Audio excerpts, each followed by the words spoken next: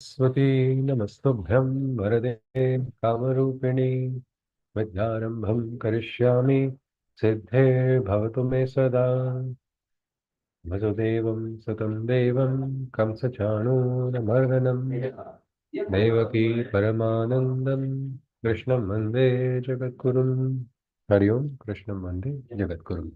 Yes, please. Can someone recollect anything that we saw last?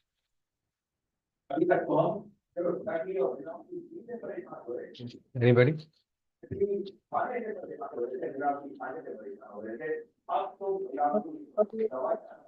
Duty to take care of the body as it is a primary support for the existence. So the body is a support for descendants of the supreme existence also. So we have to recognize the Kshetragnya and we have to know about the field and its uh, its diversities. Uh, and the field has consists of ego, five elements, mind, 10 senses, and the unmanifest light as well. That is the light of divinity. And then Krishna is also telling us about the deformations which are there in the field, like desire, dislike, pleasure, pain. And Krishna is talking about the consciousness and the differentiation and perpetuation of it. And Krishna is also telling us the qualities, the ways of Kshetragnya and the qualities of Kshetragnya. So he's telling us about the one devoid of exhibition and self-priding arrogance, no, the one who has non-violence, who has compassion, who has a greater tolerance, and basically, purity will get the person with purity will get the direction of what to do in life, and with a love for the spiritual teacher and with blessings of God, uh, he will have the direction in the life. So, thank you. Yeah, Hari Om. Thank you very much, Dr. Videsha ji. So also, when one is in control of what is the lower nature, the lower nature is what brings us away, from the divine consciousness in all moments. We say, this moment was difficult, this person was troublesome, this person was bad, that person was challenging. It's not right, it is that person's, but our inner nature, that is in our control. We can face people we don't like, we can face people with opposite opinions also, and still remain in that quietude or in the higher consciousness, because in the higher consciousness we are receptive to the divine. When we are not receptive to the divine, we go into what we can say lower consciousness, and lower forces only work on us. We get angry, we get frustrated, we suddenly feel helpless, we feel weak. All of these are what we can say side effects of going into a lower consciousness. Only when you are in control of your lower nature. My question is, some people say my mind is not strong. My mana is chanchal. Arjuna also said that same thing, chanchala hi manah Krishna. But was Arjuna not strong in mind in the first place? was he was very strong, otherwise इतने अच्छे targets और वो सब कैसे करता था, archery and everything Yeah, else. great power of concentration. Means he had great skill also, but what is Yeah. happening? Because of emotions, that is getting eclipsed. The strength is getting eclipsed because the lower nature has taken control of him. So if Arjuna also says he is weak, it is because lower nature. What about all of us then? When we say I am weak, when we say I am not capable, no, we are inherently incapable, is it? Or it is a lower nature? No, it is not that. It is the inherent tendency of divinity which is present in everybody. You realize that divinity, will become strong. It has nothing to do with physical strength. It is also nothing to do with mental strength as well. It is divine, it is spiritual strength. That is something from a different, beyond the mind plane. That is what is accessible to us. That is accessible when we are in control of lower nature. The purity inside remains firm. We are able to understand. Sometimes things go against our wish, things go against our opinion also, but still, if the inner quietude is there, you can see Krishna's hand. You can see Krishna's hand in those moments. So that is number one. Way of the Kshetragnya, meaning this person does not show off, is not having too much self-pride, is not having a tendency to hurt or injure anybody, having compassion, having a great tolerance, meaning limit of capacity of bearing is high. The person is able to tolerate. Up to what? Up to the point somebody else chooses, or up to the point that person chooses? The person who has tolerance can choose the limit of tolerance. So that person is poised, understands what is dharma and what is reaction because of moods, or reaction because of emotions, reactions because that does not happen because the tolerance level is high. He goes on further. He serves a guru. That is also one of the ways. Guru Seva. Guru Seva will teach us, no? It is a simple thing. That is why people go to various ashrams, people do sadhana, people do service, because they want to rise. Krishna also had to go through that. I think we should also learn, we should also, it is an important aspect in life to find a guru. There's a difference between guru and guide, guru and teacher, guru and what we can say, some consultant. There's a difference, isn't it? What is that difference? Anybody?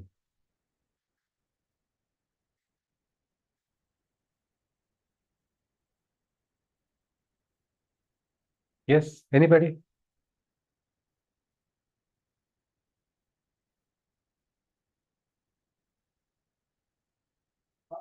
Yes. Is it that a guru reforms the entire life Yeah, as yeah, well yeah. as the thinking, as well as the way of life of the Yes, Shishya? yes, yes. Duryodhana called Dronacharya Dvijottama, meaning best amongst the Dvijas, or the best amongst the twice born, meaning a new birth of consciousness takes place. And when can this happen? It can happen at any time, it can happen at any day, it can happen whenever that destined moment comes. But I think all of us must aspire that yes, Krishna, make me patra to receive Diksha from you directly. If you're not able to find your guru, at least say Krishna Vande Jagat Guru, or identify your Aradhya as your guru, and start do the upasana, because it is required. It is required, and we don't have to search, or we don't have to go crying for one. That was a mistake I did. I don't think everybody has to go through the same. And one person makes a mistake, does that mean everyone has to do that? It's not mandatory, it's not compulsory, but you become quiet, no? You will see how the world, the forces, the entire universe will just align that moment for that moment to happen. Naturally, that moment may not ever take place. Means all the ground situations look opposite. It just looks impossible. But that is what they call the hour of the God. When the hour of the God comes, that time this, what we can say, this milan happens of a guru and shishya. And if it happens in your life, I don't think there will be any more blessed than you at that particular moment when you realize it. So let us aspire, let us hold on to Krishna when that moment has to come. You can celebrate it, but that moment will come if you are conscious and confident. You can already start celebrating and start getting ready for it. So let us continue. Krishna goes on. Indriyartheshu anahankara evacha जन्म मृत्यु जरा व्याधि दुख दोषानुदर्शनम. Krishna says, with absolute detachment, this is vairagya. With absolute vairagya, devoid of ego's false perceptions. There is no ahankar at all in that individual.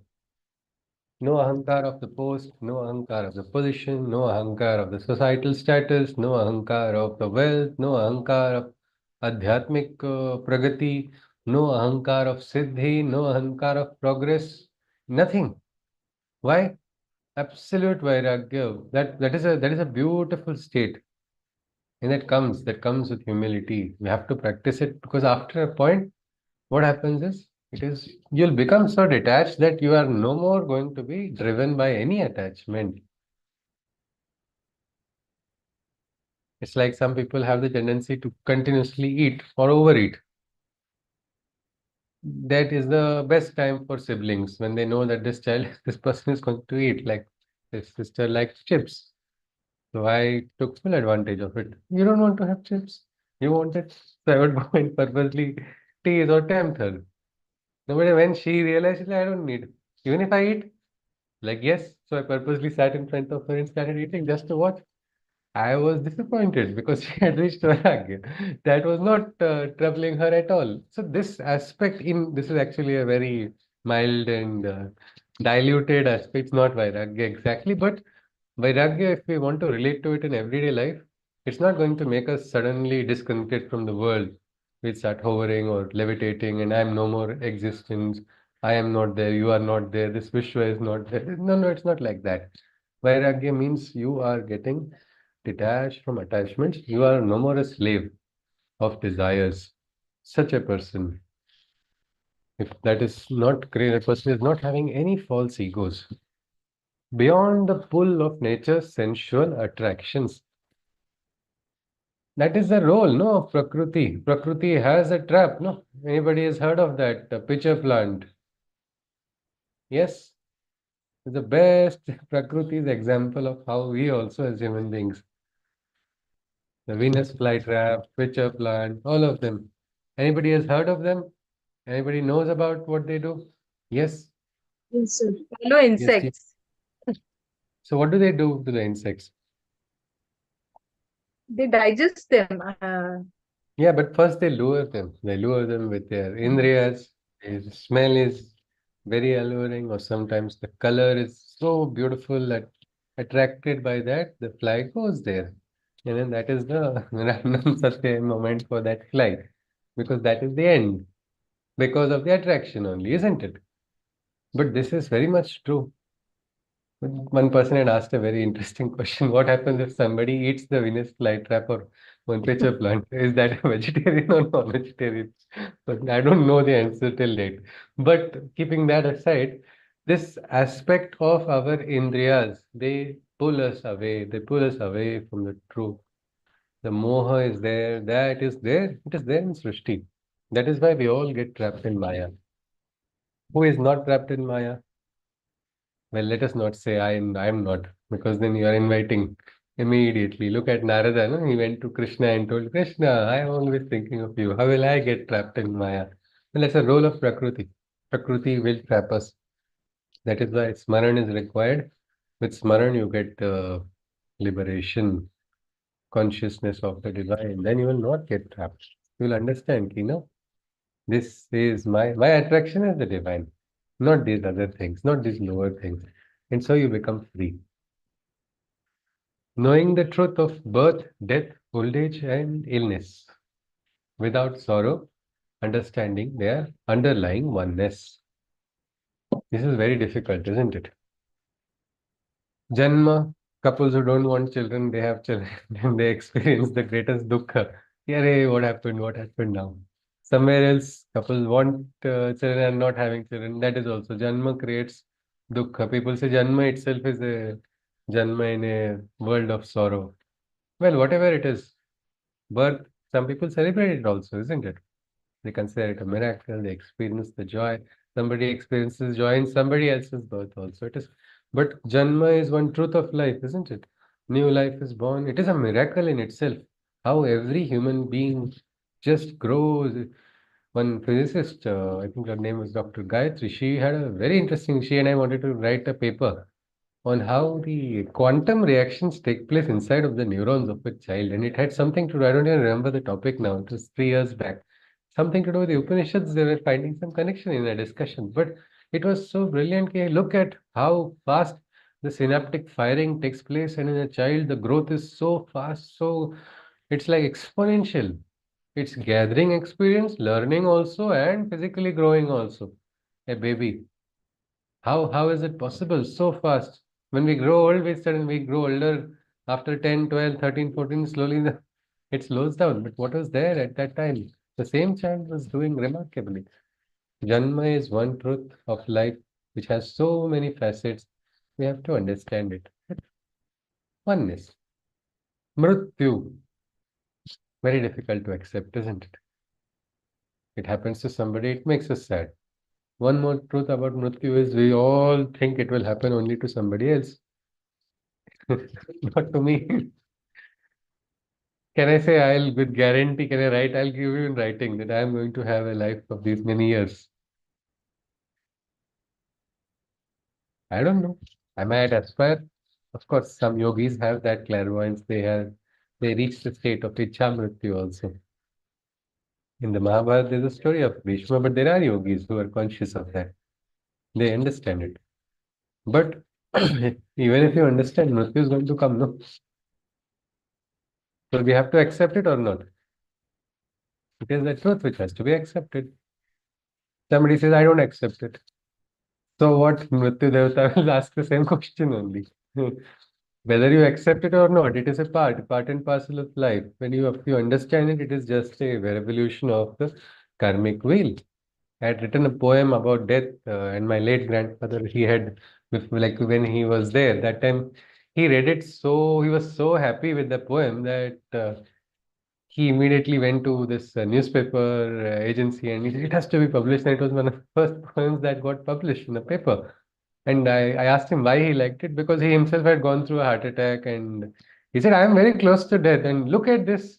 We all have fear for death. And in this, you have written death is like an angel with a lover's rose. She's coming to give a kiss. Suddenly, Yama, I forgot about his fear.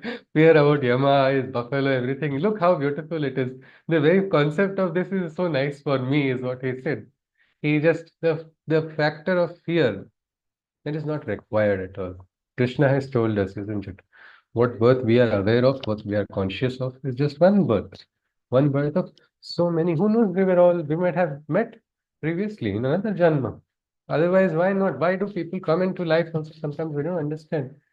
It's like suddenly in the big ocean, two logs are coming to meet. They're floating there, they just come touch and then again part. We don't know why they came, why they parted, but it's some great yojana going on. We might have been in Kurukshetra also. Hopefully, we were in Pandava's side. But I don't know. For me, I don't know. I guarantee which side I was. But the aspect of Mrityu is also a truth which has to be taken into consideration.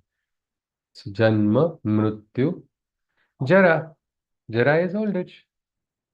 Old age also is a part of life, isn't it? Can I hide? Can I hide it? No, I can't. I can't. Some people say, no, I can look young. I'll do cosmetic surgery. I'll do treatment. But you know you are going for which treatment, no? You are going for a treatment to look young because you are not young.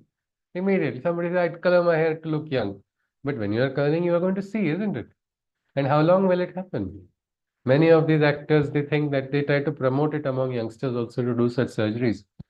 The same actors look terrible after 10, 15 years, 8 years, 10 years. Suddenly they age faster because they've done something quite unnatural to their bodies.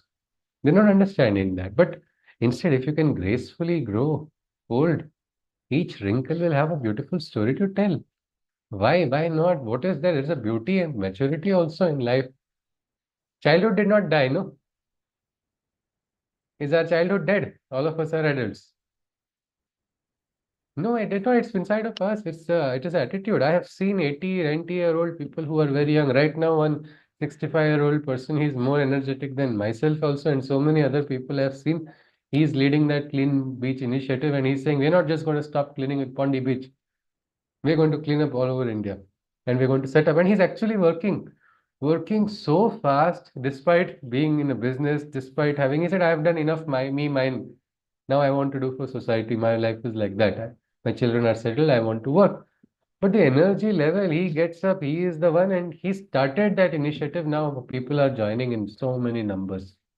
So that is powerful youth, isn't it? Youth at 65. Now I have one friend, my classmate. He came to the beach, he walked 10 steps, started panting. Ah, I've not come, so I've not walked in a long time. And did he come next week? No, he said, I have to sleep. That's my sleeping time. So he's already in his 90s according to his schedule of life.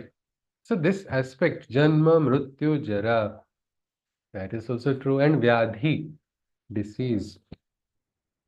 Disease also will come or not into the in the human life.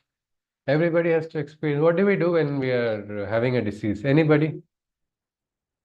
Anybody? What do we do when we are having a disease? Say we get a fever. We do more exercise.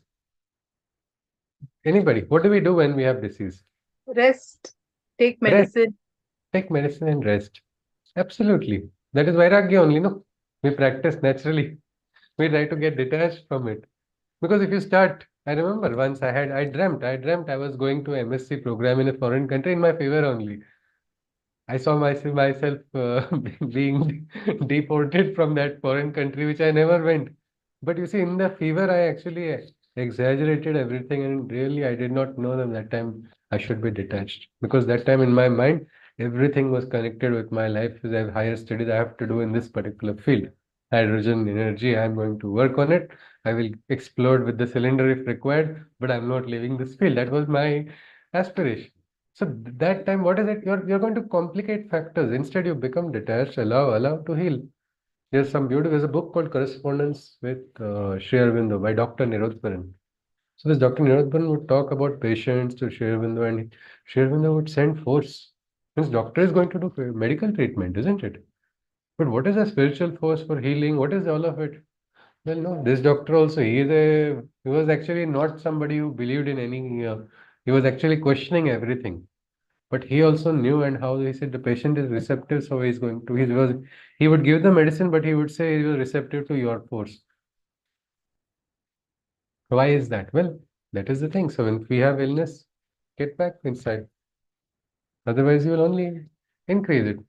For me, when fever would go and I had to extend my holiday by one more day, I would quickly do push-ups because I wanted, when I was in school, that time parents would give, so my mother would just, before she's going to come now to take the thermometer that time. But it's all unnecessary. We have to understand that this is a part of life. Janma, Mrityu, Jara, Vyadhi, birth, death, old age, disease. If you're able to see all of this with oneness, you will not become disturbed.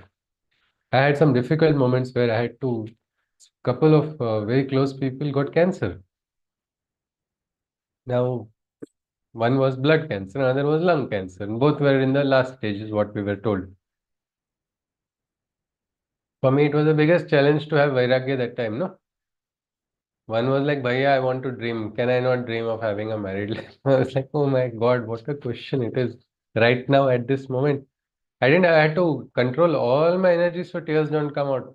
Because if I try that time, that person is going to just seek, and there is no hope. Everybody is looking at me like a patient. That was her complaint. Everybody is looking at me like I'm already gone, or what is the meaning? It's just a disease. Why don't they understand it? So for me with Vairagya, I was able to support something. Of course, my support was just what we can say moral. Doctors did the bulk of the work. Patient herself did the patient's dharma properly, perfectly, and came out of it. But without Vairagya, we cannot face these shocks also. Otherwise, the shocks will only break us completely. Forget before the battle only we'll fall down like Arjuna fell. No? Lucky he had Krishna. My friend's mother passed away hearing the news of her husband's departure in an accident. And my friend she became just in a moment, she became a orphan. Just like that. Now, somewhere, if some Vairagya was there, maybe, I do not know. I do not want to comment on anybody, but I think difficult news also can be taken within the stride. Take one step back. Go quiet. Withdraw into consciousness inside. Like a butterfly, before it is the caterpillar goes into a pupa and then slowly molds and then transforms into the butterfly. Something like that. Vairagya will help us. Vairagya is required. Vairagya is the way of the Kshetragnya. That is the second point Krishna talks about. Dealing everything with oneness. Next. Asaktir anabhishvangaha putradara gruhadishu nityam cha samachittatvam ishtanishtopapatishu. Krishna says, bereft of anxieties, and familial concerns. As if anxiety and familial concerns both come together only because of family we get anxiety. Or if you have anxiety, that means you have something to do with the family only. Most of the time, people's lives, no, they only revolve around that, no. What will this person think? What will that person think? What is going to happen? I should allow, I should allow, I should not do like this. If this happens, this will lead to that, that will lead to that, and I am going to be responsible for everything. And then society will come and tell me, nobody is going to ask anything. But we, in our mind, we go into a big trap of ourselves. Arjuna also, what was he saying? He was worried about whom? Okay, he was worried about Draupadi, yes. He was worried about Pandavas, yes. He was worried about the future generations, yes. He was worried about society is going to have tragedies, earthquakes, everything. That also was his worry. Then what else? He was worried about his ancestors. Pitara Loka, they're happy. Maybe in Chandra Loka, somebody is reading a newspaper. Suddenly gravity is going to function. He's falling from grace. He says these great ones who are in the pit, they will also descend in stature. We have done Shraddha Kriyas, we have offered Arghya, and we have done whatever Tarpan, everything will now suddenly become negated. So all this was what? Concern and anxiety out of the family, isn't it? In that he forgot duty also. He lost Viveka also. So many wise people are there. I know of them personally. Very talented, very strong. But like Superman and Kryptonite, when family story comes, immediately all their powers, all their talent is like, I can fight everybody in the world, but I cannot fight. Correct? So what, you're going to suffer continuously because of this? No, no, no, I am born like this, so I have to. It is not like that. Are we prisoners of birth? Everybody? Are we a prisoner of birth? That is a big question we should ask ourselves. We are not, we are not. We should remind that. We cannot just simply justify it. If we justify it, we'll never get free, no? That is the first thing to recognize. So Krishna is telling this. He says, bereft of anxieties and familial concerns. Because sometimes many generations over generations, people trap themselves. And then they justify it. You know, no, it has to be, it has been, this is parampara. If it is wrong, parampara must be broken or not. The Shastra calls for that only. Shastra is for what? Liberating a person or binding a person? It is for liberating. So unnecessarily, we cannot allow ourselves to get trapped. Krishna clarifies further to Arjuna. He says, bereft of anxieties and familial concerns. He says, his children, wife, and home, with detachment he discerns. What is Krishna doing? Again, breaking families? No, he is not. That Gandhari felt he was doing. But he was not doing that. He was actually trying to avoid it. But human nature is there. So here he says his children, wife, and home with detachment. If Draupadi was there, Shri Krishna was their husbands, family, and home. Because ultimately, these attachments, we forget our duty. We have a duty towards ourselves. We have a duty towards the universe. We have a duty or runa even towards our Aradhya. That we forget because of this. We just get trapped in the familial anxieties only. One person, many people say, this is my family, I will do anything, anything is okay, all is fair for my family. Is it right? Such a statement? Can I allow if somebody close to me, my best friend, or say someone whom I am in a relationship with, such a person does something which is unforgivable, can I forgive just because that person is a close person or my family member? No. But many times we forget that. And then what happens? It compounds, no? It increases. Mothers feel I should not shout at my child. I should not, even if he's wrong, it's okay. He will learn later on. I should not do this duty. And afterwards, the child becomes really out of hand. He grows up and starts doing wrong things. Then he gets trapped and then he gets into prison. And when the mother goes to see him, he says, Mother, you did not shout at me that time. You were only, again, blaming the mother only. Whatever happens that time also here, they say that will not change. But that was a duty which had to be done, isn't it? Of shouting. But that was, or shouting in the sense correcting. You don't have to shout. Shouting is not a SOP. But pointing out what is wrong when it is required, that if it is a dharma of a mother, mother has to raise the child right manner. So like that, there are so many places But because of anxieties, because of familial attachments, we're not able to see the truth. So Krishna says, get detached even from your home, even from your family, even from your kids. Why? If our parents, if our parents were detached, most of my generation friends say, "Arey yaar, why are they not detached? They're burdening me too much. They're not understanding my perspective at all. They think what they understand only is right. If only they were little detached." Because we don't understand so many things. Freedom is there. Later on in Gita, we'll see something called Mukta Sangha, free union. There's understanding also, there's freedom also. But because of attachment, it becomes a bandhana. Bandhana becomes a bondage so much that the person is feeling suffocated in that. So Krishna says, no, move out. And his mind is ever immersed in truths, tranquil. Means the quietude of truth. Because Satya is like that ocean. When you realize the truth, you are free. It is as simple as that. If you realize something is right, no matter if the entire universe tells something is wrong to you, and continuously they try to hammer also, you have realized it. Realization will not change. That is sakshatkar, you know. So you have to be embedded in truth consciousness while dealing. Another advantage of detachment is when the family faces a difficulty, only the person who is detached can rise, and sometimes one individual person can make the entire family rise. Because that is the strength. You get connected with the divine. The divine drives a person. I've seen one our Gita group only, Krishna's Delight family, one participant.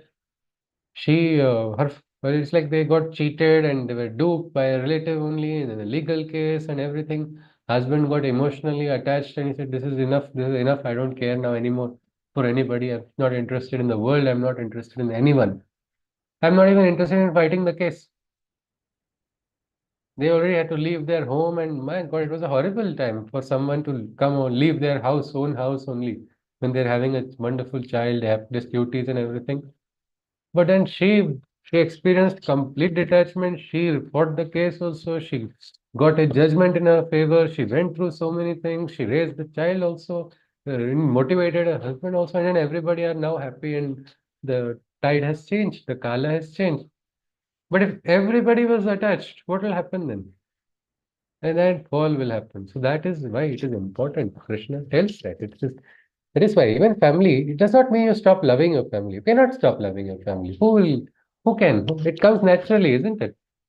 Can a parent stop loving the child just because the child says, I hate you, I don't like you, you are no more alive to me? Also, if the parent says, I've seen people say that also, but the heart will beat, no? You have raised somebody, you know that feeling, that will always be there. So that will not change. But detachment, it is important. Sometimes it is important to act. Sometimes it's important to not act also. That must be understood. Irrespective of the happenings for or against his will. Means the family, whether they listen or they don't listen. Most of the time, people want to control things. No? This person must listen to me. I know better. I am the, what we can say, nuclear core of this family, or I am the one, the pillar that is making this family rise. I am the one because of whom sunrise also takes place. So everybody should listen to me. And then somebody does not listen. What happens then? Then that person is frustrated, flustered, confused, disturbed, angry. Everything big dude drama starts, like a child who has not been given milk at the right time, crying all the time. Something like that happens. But instead, if the person is able, because if somebody does not want to listen to you, no matter how much you explain, will you be successful? No, it is not. What can you do? You cannot do anything. So at least there, because we cannot control anybody, can we? It's not possible. It is not possible to control. That is why Krishna says, become free, becomes free. This is important. This is the way of Kshetragnya. Means Krishna is saying the wise person understands that he or she cannot control anybody. That is important. Krishna goes on, Mai chananya yogena bhaktir avya vicharini vivikta desha sevitvam aratir jana sansadihi. practicing yoga with the greatest devotion, loving the Supreme with an unswerving dedication, with the mind directed towards an inner clarity, away from the crowds and gatherings of outer vanity. So Krishna is saying this is also a way of the Kshetragnya, where you are understanding the need and you are practicing yoga. Yoga of what? Oneness with the divine, with a devotion, with a dedication that is not going to shake. Shraddha is what? Shraddha is that which will not shake, isn't it? It's firm. That is what we call Druda. No matter what earthquake also comes, it will not change. That is Shraddha. So the Shraddha in that person is so firm. Best example for us is Prahlada, isn't it? No matter what he was thrown here, there, wherever you put him, he's not going to check. There's not going to be any change.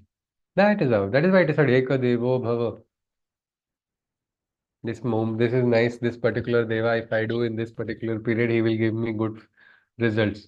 Then Kala has changed. Patrika is telling me I do sadhana for this Deva. Another. Everybody goes in as if they think they are going to fool. And then after a while, favorite Aradhya for January is absolutely different from December. And December's Aradhya is being prayed to reduce the power of the Aradhya of January or balance the negative dosha of that. He will give me punishment. So you please go in. What is all of this? Unnecessarily. Instead, connect with your Shraddha, connect with your Aradhya. Let that be firm without shaking. That is important, is what Krishna says. The mind directed towards an inner clarity, meaning the mind always wants to go to the root of the truth, understand. In the Sri Aurobindo ashram, there's a beautiful, there's a frame. Yeah, after the darshan, when people come down after visiting the room, the mother, and when they come down, that time they see it is what? Cling to the truth. It is written there. That's all you have to do, isn't it? Cling to the truth at all times. Hold on to the truth. That is what dharma rakshati rakshitaha also, isn't it? That truth will become your shield. That truth will become the strength. Somebody got, there's a story of a person wrongly incarcerated, wrongly put into prison for a crime that person did not do for so many years. Yet this person remained sane. Somebody was surprised. How can you be sane after so many years? Your lives, these many years have been minus. He said, no, I knew I was not wrong. And that was giving me all the strength. Everybody was telling me, system was telling me I'm a murderer, I've done this, I've done that. All of them, they put a false case against me. Somebody even manufactured evidence against me. Then I went into prison. I went through all of it. But on the inside, that person is firm because otherwise, what will happen? A person will just get lost, isn't it? Something was there required for him to hold on to because in the grave injustice also, if truth is there, truth will become your shield. Truth will also become your weapon. So mind should always go towards clarity, towards truth. That is the way of Kshetragnya. Let us go on further. अध्यात्मज्ञान नित्यत्वं तत्त्वज्ञानार्थदर्शनम दर्शनम एतत् ज्ञानम इति प्रोक्तम अज्ञानम यदतोन्यथा यत् अतोन्यथा. One is jnana, opposite to that is ajnana. Sanskrit is a very beautiful language. Mrityu means the opposite of that is amrut, no? Mrita and amruta. Like that knowledge. So this is all the way of Kshetragnya. This is the jnana. Anything against this is ajnana. Meaning these shlokas, whatever are being told from shloka number 7, 8, 9, 10, and the first two lines of or the first line of the 11th shloka. They are all talking about the way of the Kshetragnya. And anything other than this, which is opposite to this, which is, opposing whatever principle is mentioned here, that can be considered ignorance. That is what Krishna says. It is not the way of the Kshetragnya, it is the way of the Ajnani. Seeking verily the true knowledge spiritual, understanding its principles, philosophical and factual, All these conform to true knowledge's way. All against this is ignorance, one can assuredly say. Now, do we have to study Purana to understand which is sin, which is this is sin number under section number, this, like we have laws and clauses like that? No, instead, just this is the way of knowledge. Anything that is contravening, which is going against this, which is contradicting this, that is falsehood, that is ignorance. So then that is why they say na punyam, na papam, na saukhyam, na dukkham. It becomes very simple when you connect with the higher consciousness. You are directly in the right path. In the Adhyatmic Marga, it is very simple. There is only one sin and there is only one punya. What is that sin and what is that punya? Can anybody guess? In the Adhyatmic Marga, simple definition of sin and simple definition of punya. No? Okay, fine. Okay, Manisha ji. Yes, please. hold hold on to the truth Okay. Holding on to the and truth? and Not holding. falsehood, to keep away from falsehood. Okay. All right. That is fine. That is fine. And if you want a more practical way, anything, anything that is taking you ahead on the path of sadhana, which is what is that? Which is blossoming your personality, which is what is sadhana ultimately? Vyaktitva ka vikas. You are growing consciously, different dimensions, different faculties start developing inside of you. Somebody who is very emotional will stop being emotional. Somebody who is weak will start becoming strong. Somebody who didn't have particular talent will start receiving. This is what progress, no? Like the flower blossoms, the personality blossoms in a person. So when that is happening, you don't have to look and see whether you're progressing or not, whether you're walking on the right path. So you're progressing. Or anything you do to prevent your progress, anything that is not making you progress, you understand you're going on the wrong path. That is only sin. It is as simple as that. We have to understand it. This is what Krishna talks about the Kshetra. He says the Kshetragnya.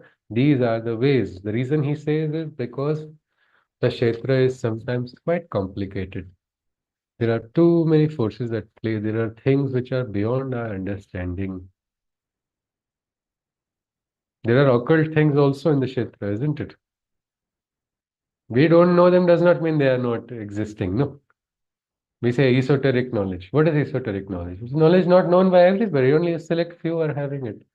So in that Kshetra also, when there are so many unknown aspects, how can you become a master? Well, learn the basics, right? Basics will not change. No, fundamentals are grounded perfectly and person is strong fundamentally. Master also cannot change the fundamental rules, no? It is as simple as that. We need to just protect us. Otherwise, people get trapped unnecessarily in different anxieties, different worries. The Papa, Punya, one person we met, Damliji and I had gone to Thane and we met one person. And that person said, somebody has done this mantra on me, Karni has been done on me, that's why I'm suffering in life. Now, whether that person has done or not done, but this man meeting strangers and the first thing he is telling strangers is this only about his life. He is afraid of this, and that's why I'm not. You please do something to undo. I think you have the strength to undo. Completely, I was very surprised how he saw the village. He felt somehow inspired, and he started talking with continuously. But we were in touch for nearly 1 year after that. On the phone, he would keep calling. He would say, "I'm leaving everything and coming." I was like, "Hey, Bhagwan, you stay where you are. I cannot tell. I cannot take care." That was the time when so many difficulties were there. But that person was having in his mind only more than whether anybody did some mantra. This person became more receptive even if the person had not done mantra, he started visualizing it and complicating everything. So instead, in the Kshetra, these are all what we call basic aspects. Means even in Tantra, there is something called Digbandha. When they start doing, the first thing is they create a boundary. Because within that boundary they do the everything, so no other forces can enter and they try to close everything. So something like that, we need to form our kavach, otherwise we are going to be vulnerable. So instead follow these 7 shlokas. No, why do we need to understand other things also? This will be enough for us to give the realization. Other things can be understood. When Krishna wishes, we will understand it, but at least vairagya, not so difficult, isn't it? Detachment, what is it? Detachment is most important. For whom? For your loved ones, yes, even for strangers also you need to have detachment. Because then you will only be seeing Krishna in the stranger also. It's possible.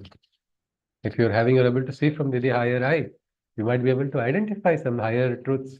That person may not understand it. You may be able to. So each of these shlokas, they are very practical. We need to start practicing them. That is all, because that will easily give us knowledge.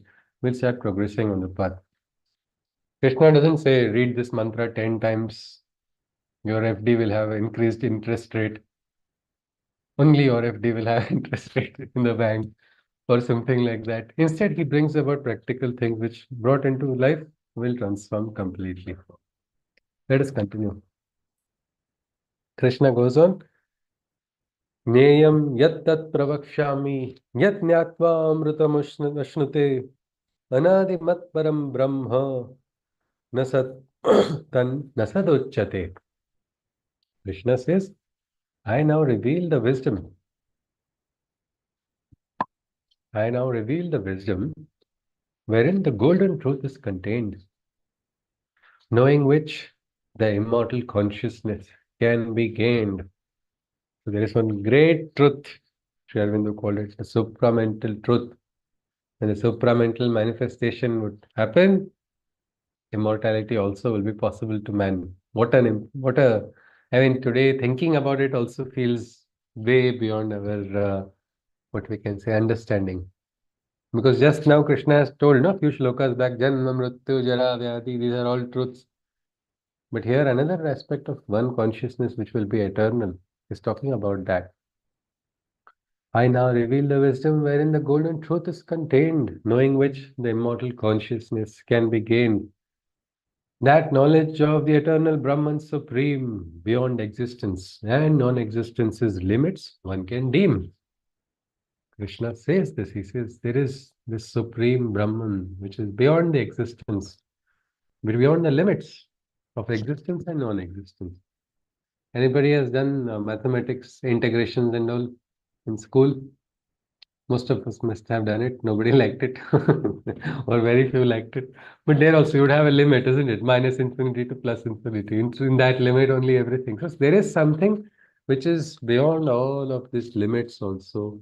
And that is a truth. And there, when that truth is realized, that truth is experienced, a higher consciousness, which is called the immortal consciousness, that also can be gained. Krishna goes on, he talks about that supreme divinity. He's considering that divinity, he is personalizing that divinity by giving it a character. In the next shloka, let us see. Sarvatah Panipadam Tat Sarvato Shishiromukam Sarvatah Shrutimaloke Sarvamavritya Tishtati. His hands and feet spread in all directions. Everywhere we see only his eyes and faces reflections. The whole universe by his divinity, he does engulf and pervade. All life forms are but dwellers in his shelter and shade. What is Krishna talking about? Anybody? Have you come across something like this in the Gita? Hands, feet spreading in all Dashadisha. Everywhere eyes in countless faces. Universe is getting pervaded by that consciousness, and universe is looking limited in front of that consciousness. And every living being is just a shelter, is taking shelter in the consciousness of the divine. What is he talking about? We've seen something? The Vishwarupa. Yes, absolutely. In the Rig Veda, anybody has heard of Purusha Sukta? Has anybody heard of it?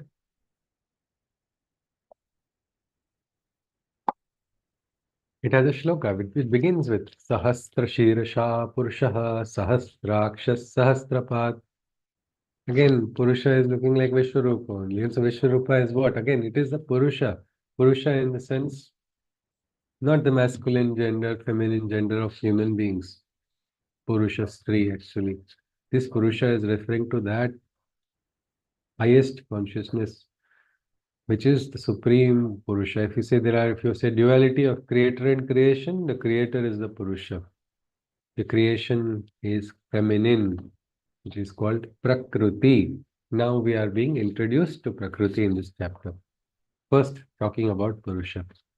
In Prakriti, there are all genders come into Prakriti. Nowadays, so many genders are there, male, female, cis, trans, then people say I identify as motorcycles also instead of human being. Everything is going on interesting, but everybody is feminine according to Sanatana Dharma because everybody is part of Prakriti. All of them, no matter what genders we identify ourselves with. But there is one supreme, that is the Purusha. Krishna goes on, he says, Sarvendriya Gunabhasam Sarvendriya Vivarjitam Asaktam Sarvabhrutchaiva Nirgunam Gunabhoktracha. The qualities of the Purusha. In all qualities and senses, his splendor is there. In all the qualities, in beauty, even in the Indriyas, even in the senses, his splendor is there. But none of the sense impulses does he himself bear. Meaning he is not bound by the impulses of the senses, but he is present in all the qualities. Detached from all, he nourishes all creations. He enjoys the senses, but they are not his limitation. It is said Purusha is in a state of supreme Ananda at all times. Only Ananda in that consciousness. That Ananda comes onto the Bhuloka, and what happens? It's like white light splitting into several colors, no? Several states of consciousness. Nirananda is also there in that, one of those. Opposite of Ananda is also there. In the middle states also are there. So all of them are there, but he himself is not getting disturbed from his Ananda consciousness, and yet he is descending into this Srishti. Again, which is teaching us that this Srishti is not just an illusion. The divine is present, isn't it? Divine is present in the creation also. It is said, Anandamayam Jagadidam. It is said by me only. Actually, this is a shloka inspired by Sri Aurobindo's words. But Anandamayam Jagadidam Sarvam Parabrahmanam Avartitam Mayapi Parabrahma Prasantasya Santarupinam. So this Maya is also part of that Parabrahma because that Brahma has descended into this Srishti. So the divine is there. We are not going to forget the. If we don't realize the divine in this Bhuloka, we will not find him anywhere else in any other loka.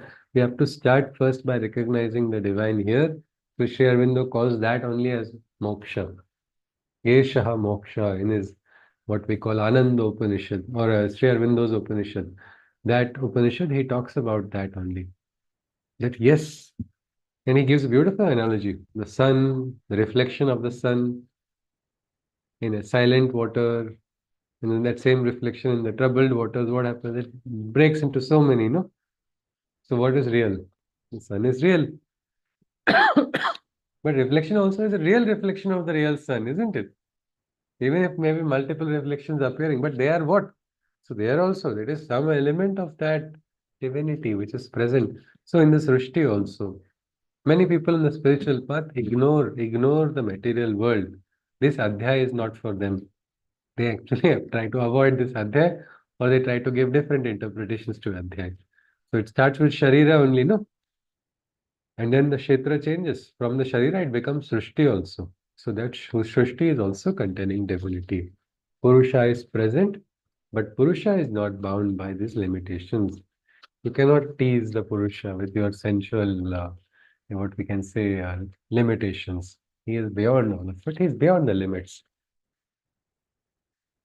बहिरन्तश्च भूतानम् अचरं चरमेव च सूक्ष्मत्वात् तद्विज्ञेयं दूरस्थं दान्तिके च तत्.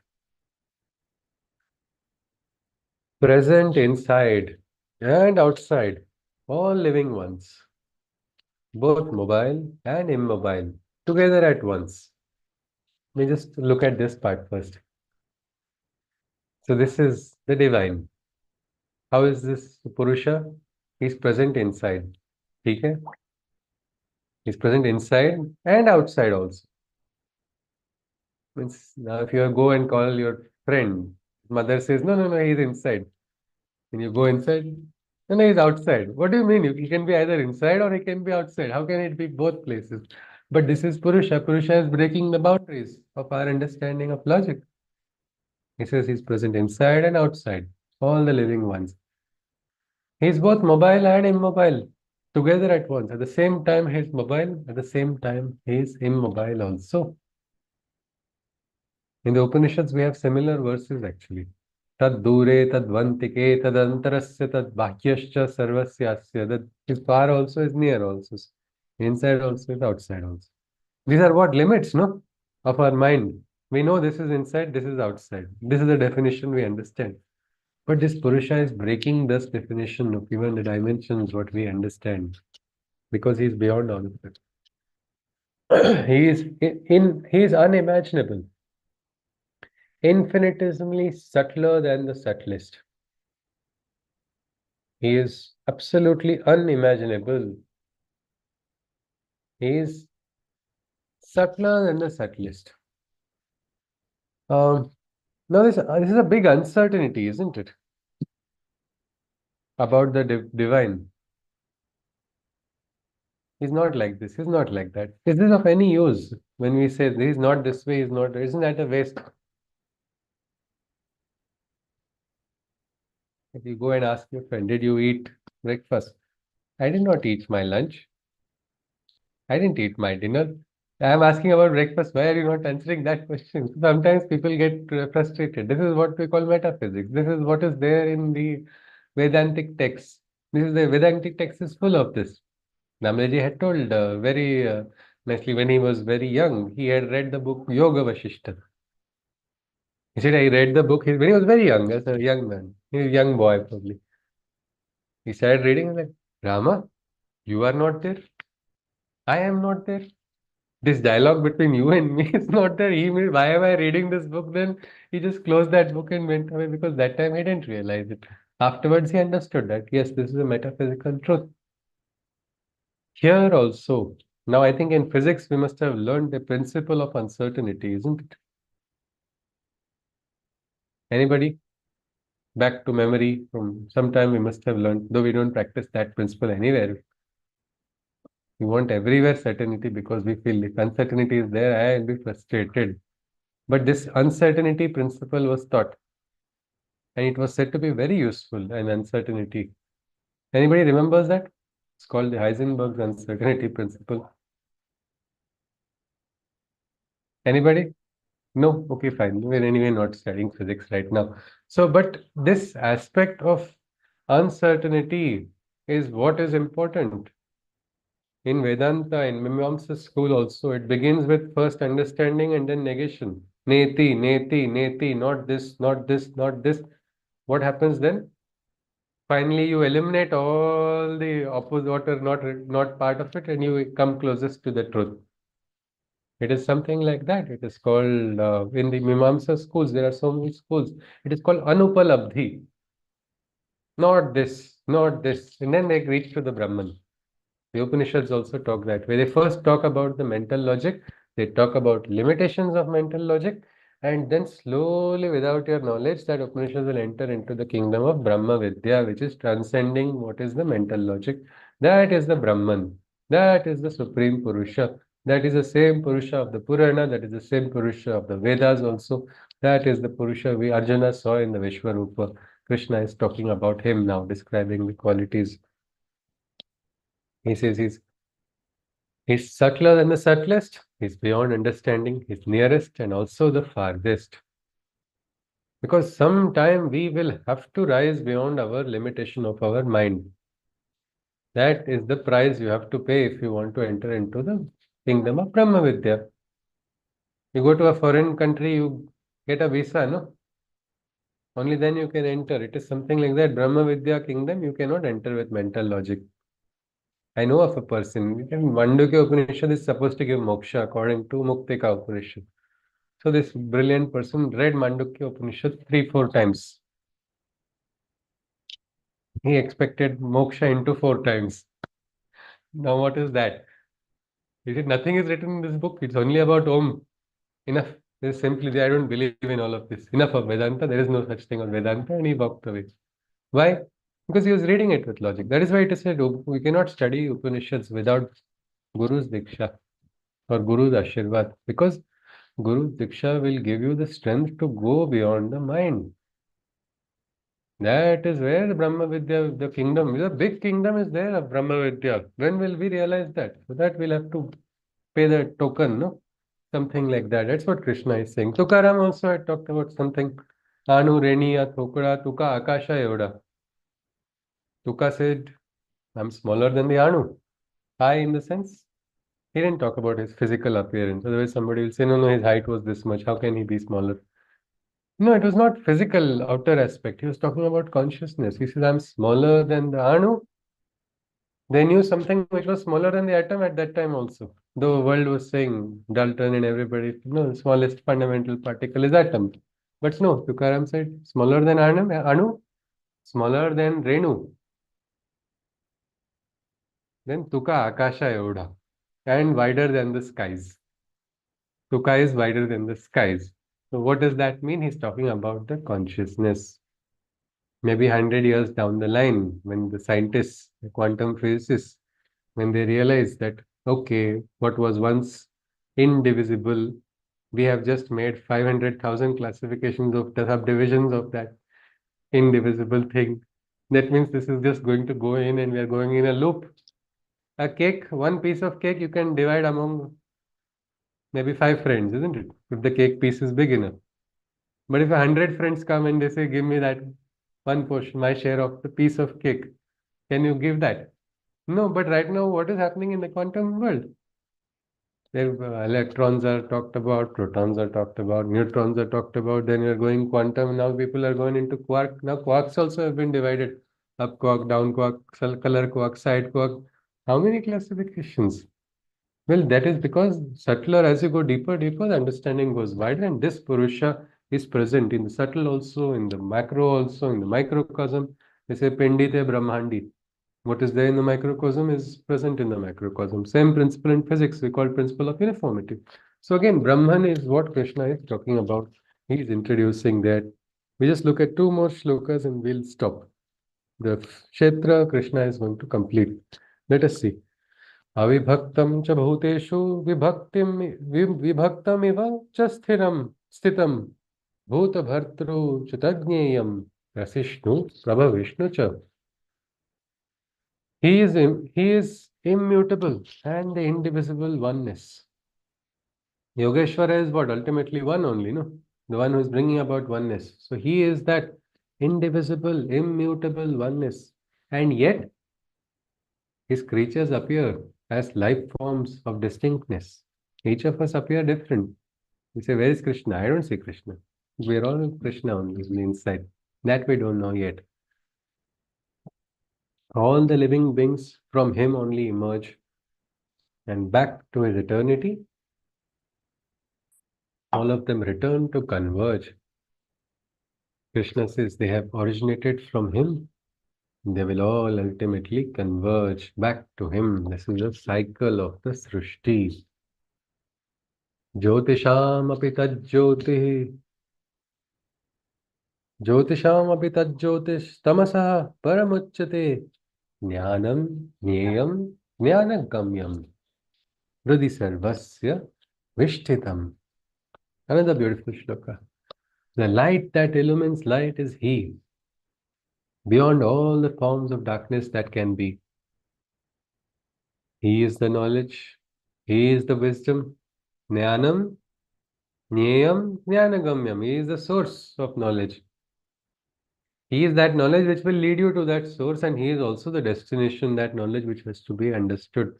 And he is that light which is powering the physical sun. What we say, Gayatri Mantra. Basically, what is it we're talking about? Let that light give light the Chaitanya inside of me.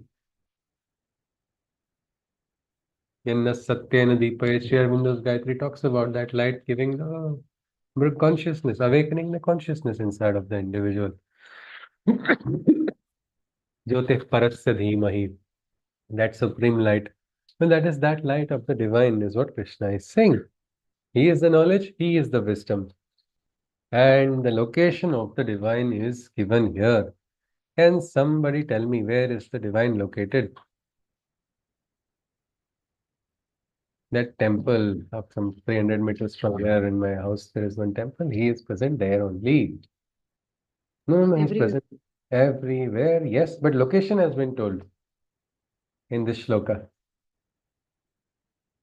My neighbor's apartment. Nope, it's actually very close to us. Not so many thousands of kilometers away. Krishna is saying here, he says, Hrudi sarvasya vishtitam, in the heart, in the hridaya. In the heart is present divine. Whose heart? Everyone's heart. Everywhere. Yes, this is something we should realize. He's sitting there quietly, consciously, watching our progress from when we were very young, before when we knew how to speak also, before we could walk also. From that time, he's sitting there. Only we are not aware. We are not aware how subtle he is, how quiet he is. That is why they call him Chor also. He steals the hearts, but he sits in the heart only after stealing it also. That is the divine. Many times it is said, the heart has been told, whispered, how many times you are going to beat. Heart also knows it. That's why one of the ways of meditation is meditation on the heart center. Or sometimes people just touch your heartbeat, you will see the same sound. That same is the same as the Brahmanad also, which created Srishti.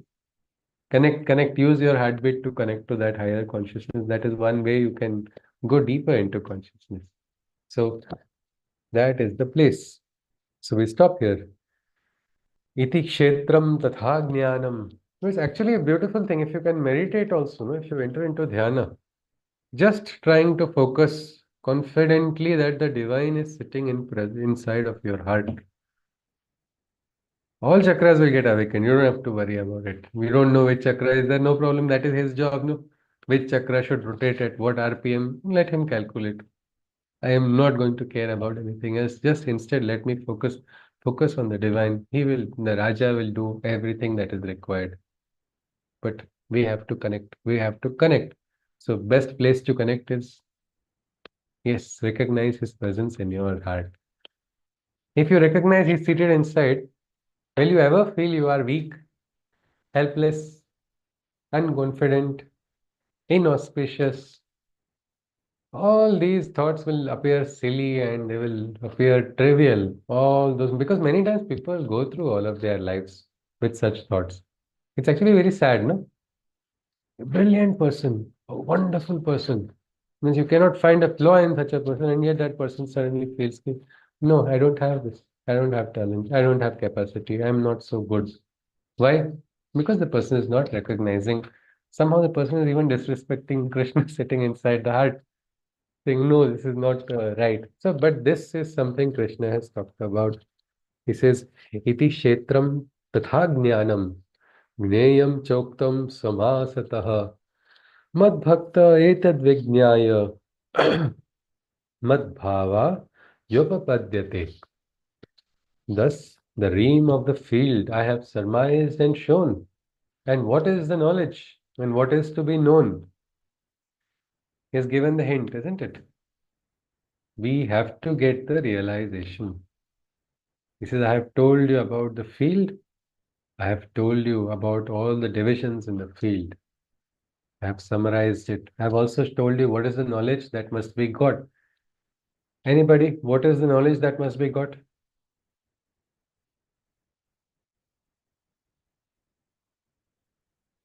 Yes. We should be detached to all worldly pleasures and Yeah, that yeah. is the practical way of application or something. But the knowledge that has to be got. Brahmajnanam. Brahmajnanam, Sakshatkara, I am divine. Soham Asmi, Aham Brahmasmi, all these realizations, no? They should not only be got to the Vedantic rishis, no? We can also become that. No?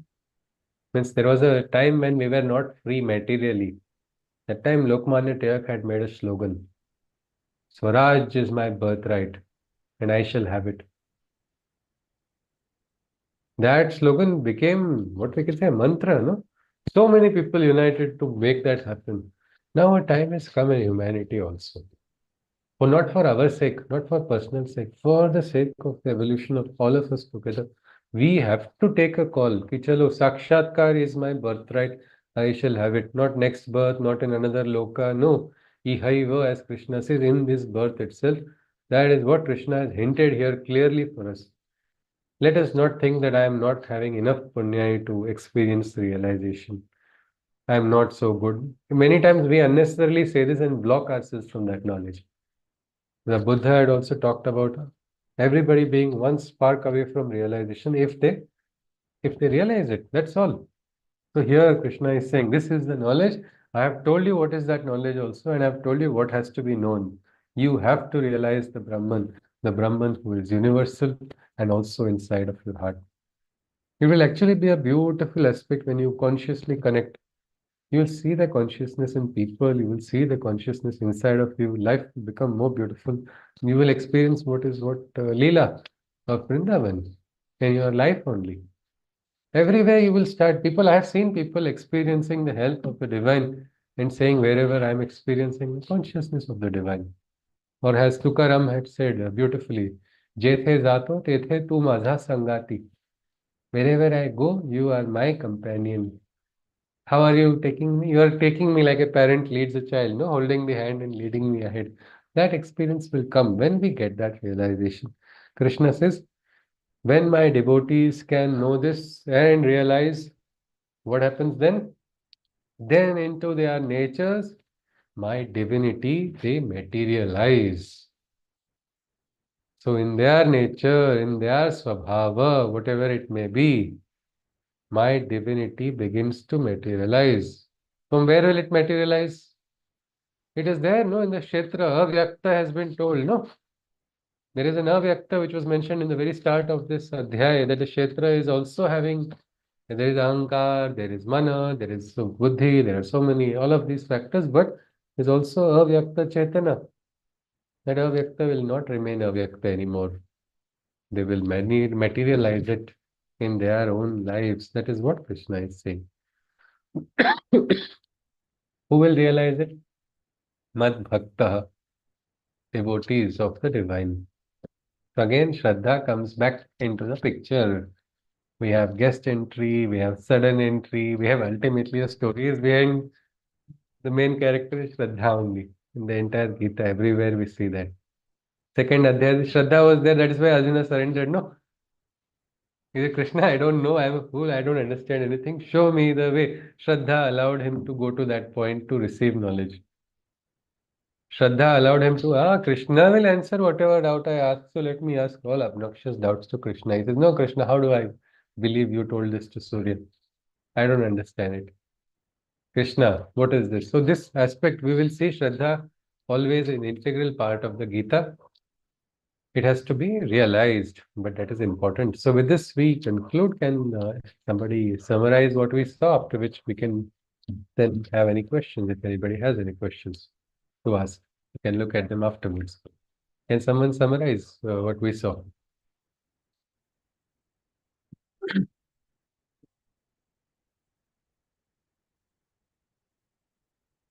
Yes, anybody?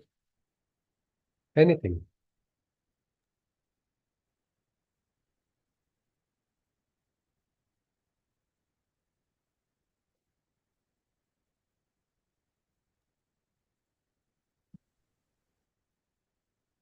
Yes?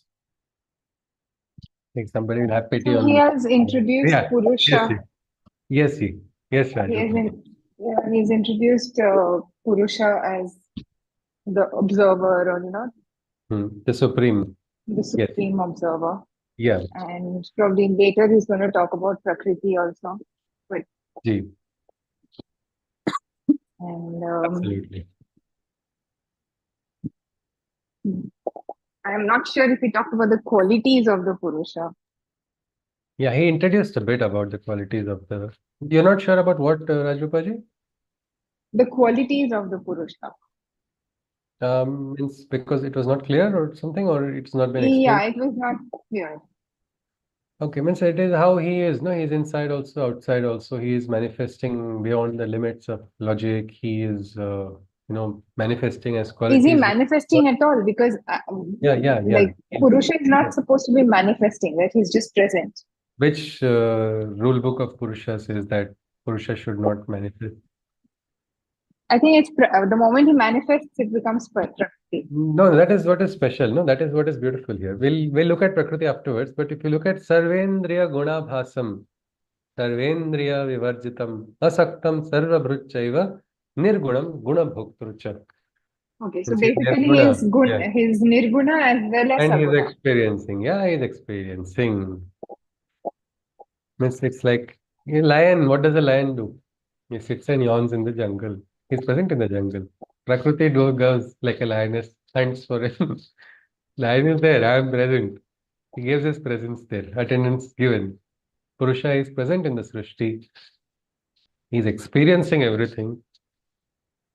But Mhm. Prakriti is the active component of the Purusha who is participating. And we are all driven by Prakriti's rules established on us. Right. Ji. Yes. So that was one thing. And one more thing that we did see was about the qualities. There's a beautiful, this chapter is very nice if we just want to introspect on ourselves.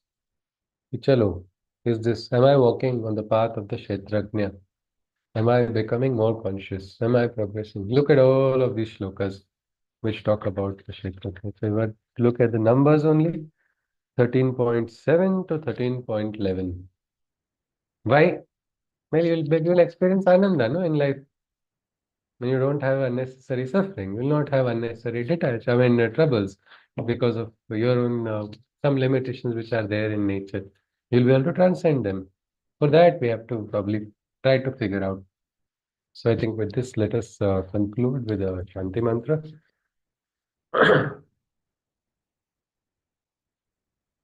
Sarve bhavantu sukhinah, sarve santu niramaya, sarve bhadrani pashyantu, ma kaschid dukkha bhag bhavet. Hari Om Tat Sat. Krishnam Vande Jagatguru. If at all we want to get a siddhi of any mantra, this is the best mantra we can try. All of us can try that. Sarve bhavantu sukhina. We will get happy when everybody around us also get happy. That will be one thing which we can truly experience. So let us conclude. If anybody has any queries, you are welcome. The word Kshetragnya is used, right? You said. Yeah. Yes, Ji. So, in the context of creation, like knowing Hmm. the kshetra and then knowing the world, Okay. that's what it means. Yeah, because Kshetra's definition is also dynamic. It is not what we can say very rigid. Krishna begins Right. calling field as the Kshetra, I mean Sharir as the Kshetra, isn't it? Right. And within the Sharira also mind is a kshetra, is a separate Yeah, kshetra. each of yeah, very rightly said. Vital being is a separate, Yeah, like that's another emotions and Kshetra. all are another kshetra. Yeah, then there is a psychic plane, which is another Kshetra, which is higher than mind and vital also. So another Kshetra. When we're looking at a Sukshma itself, we are having levels of Kshetras. So it's not what we can say very rigid. So So these are then the kshetrajya, science itself is an Jnana effort means towards knowledge. becoming Jnana. kshetrajya, Yeah. at least on Jnana. the physical plane, right? Yeah. Jnana means knowledge, no? Right. What is root word for jnana? Is jna in Sanskrit. Yes. Kshetragnya is conscious being. Question is how conscious? I'm conscious while I'm eating breakfast and lunch and dinner, but not conscious on the other times. That means I'll have to increase my consciousness. So there is one Kshetragnya who is conscious everywhere. That is the divine. Krishna is called a supreme Kshetragnya. Sarva Kshetreshu Bharata. Say I'm So learning to be physics. simultaneously aware of all our kshetras is what Yes, yes. Krishna is. That is Krishna's consciousness. Others are Kshetras in compartments. This is my Kshetra. This person is best Kshetragnya in physics Kshetra. Another maybe in chemistry Kshetra. Hmm. But Right. there will be one master who is a supreme one. Right. Ji. Yeah. Thank you. Thank you. Hari. Hari. Yeah, no queries, then we conclude. Yes, Hari. Namaste. I yes, Yes, yes. Dr. Vidisha ji. Yes, please. You're saying something?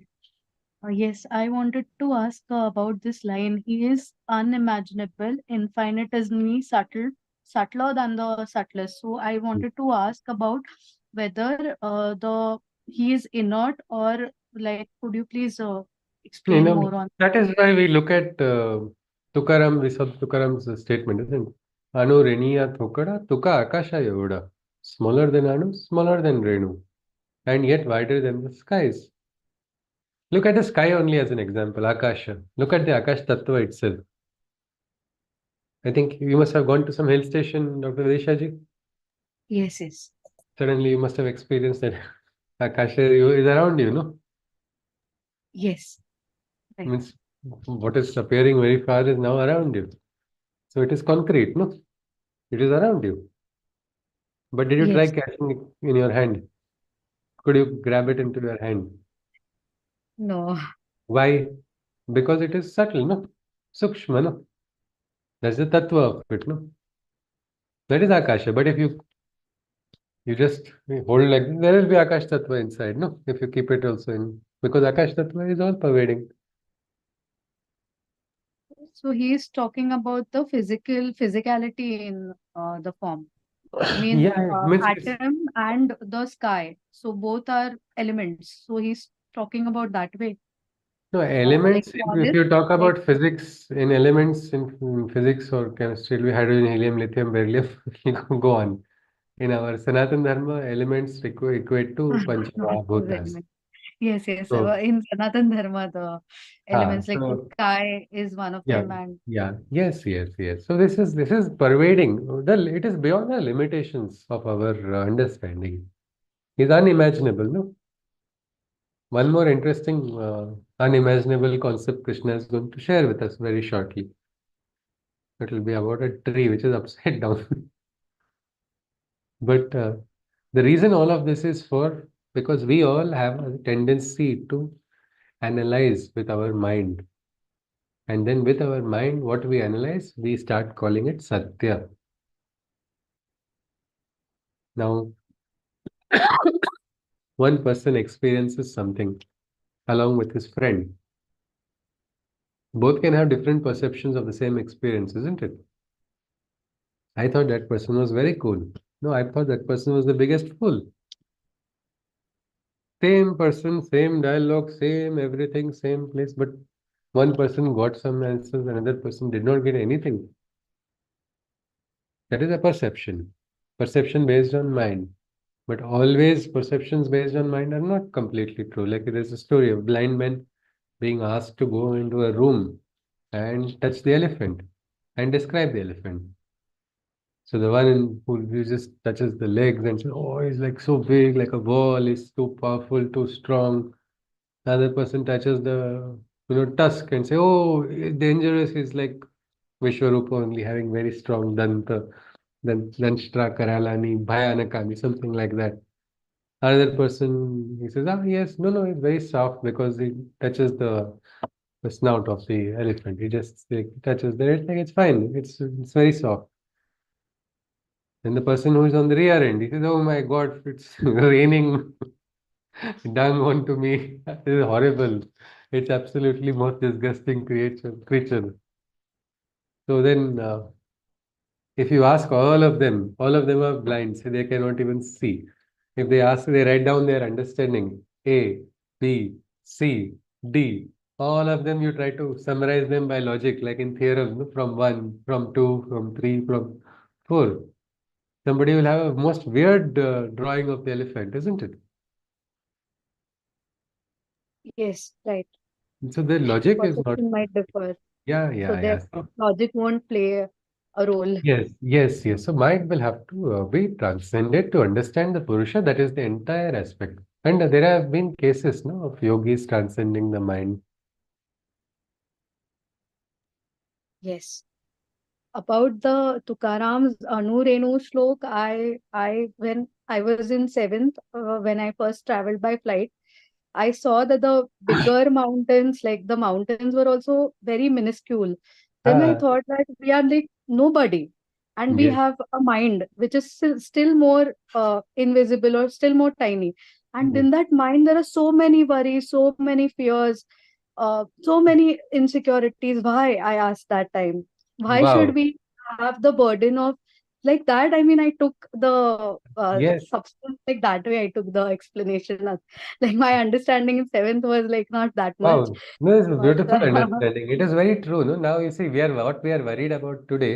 yes. Say 10 years down the line, we might actually be laughing about our biggest worry today.